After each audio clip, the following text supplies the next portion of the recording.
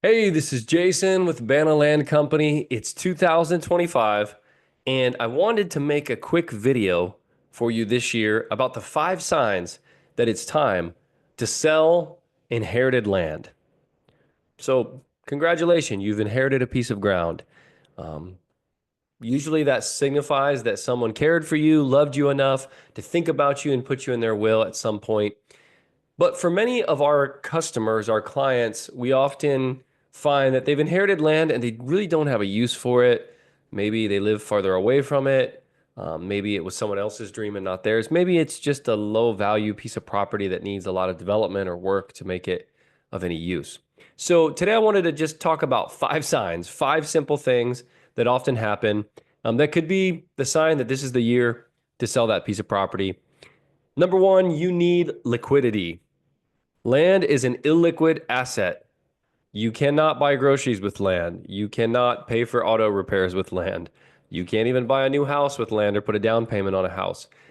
It's an illiquid asset. Now, some of you might have some farm ground or some sort of land that is income producing through rents.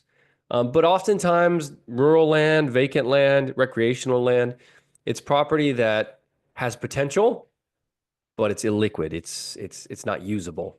So maybe it's time to unlock that. You need liquidity. You need funds for something. The second thing here that could be the sign is that you want your money to earn you money. As I mentioned, most of the customers that we deal with that have land that they've inherited are not making money. Matter of fact, usually it's costing them some sort of upkeep to keep this inherited property. And maybe you're looking at the financial markets and things are looking up. Maybe you're wanting to invest in crypto or in other forms of real estate or help pay for your kids' college. The best investment is always in education, right? And you think, you know what? I'd like to unlock some liquidity from that and I'd like to invest it into something that could make me money. That could be a sign that it's time to sell that property. Number three is upkeep. Upkeep, the law of entropy in nature.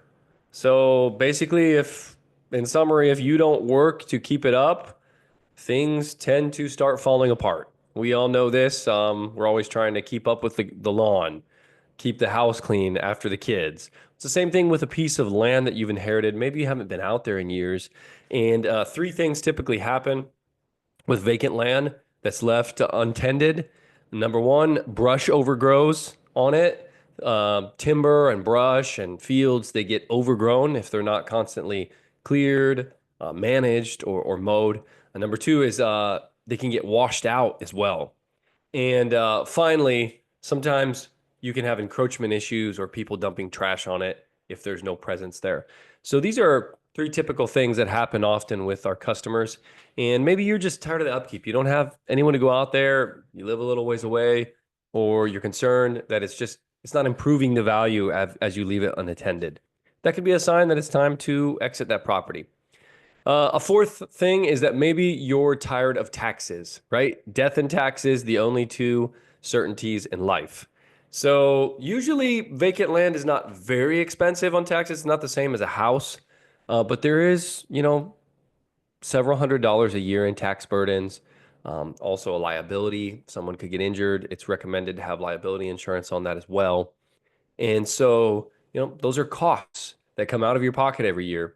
And then the final sign that maybe it's time to consider selling land that you've inherited is the hassle of shared ownership.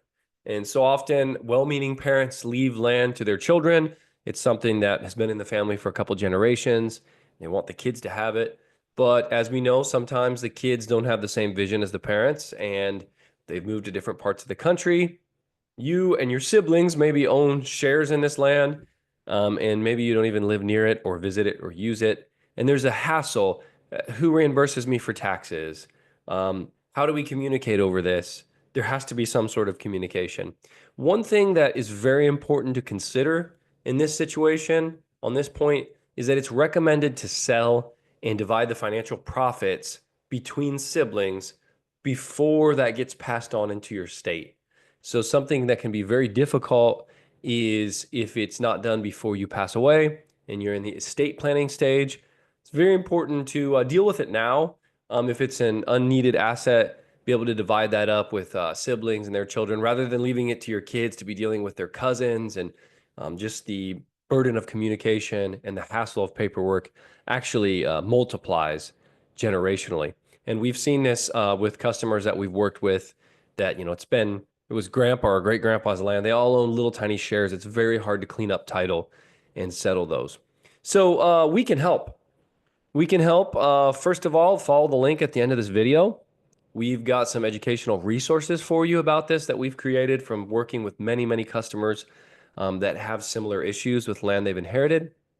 And we'd be happy to schedule a call, myself or one of my team members, hop on a quick, no commitment call with you to gather some information about your land and help guide you through facilitating an exit to that property for cash.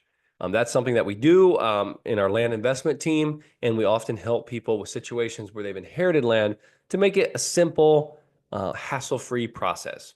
So thank you so much for joining me today, and those are the 5 signs that it's time to exit inherited land.